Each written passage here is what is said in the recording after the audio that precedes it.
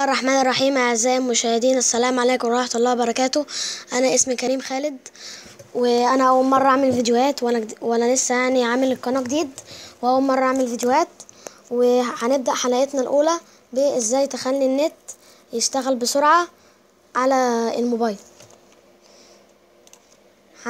هنعمل كالآتي: هنفتح الواي فاي، وندوس على الشبكة اللي احنا شغالين منها، وندوس على تعديل هيئة الشبكة،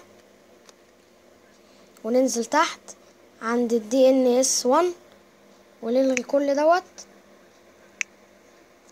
لما انتوا شايفين، ونعمل 208.67.222.222.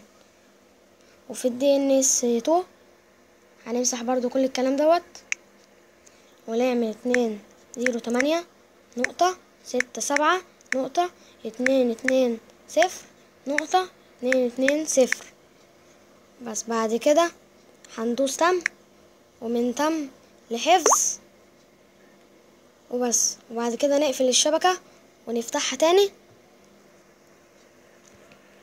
ولما يقولك تم التوصيل الشبكة كده اتفتحت من جديد. ولما نيجي نجرب معاكم على اليوتيوب نشوف الفيديوهات سريعة عاملة ازاي.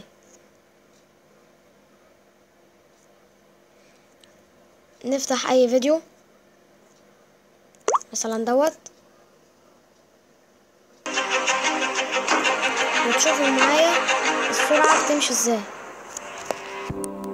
الحقيقة المؤلمة أن أغلب الحروب في التاريخ وقعت لأغراض غير نبيلة أو لأسباب تافهة، ومهما أضفى عليها المؤرخون والمنتفعون من صفات العظمة والتضحية والبطولة تظل في حق.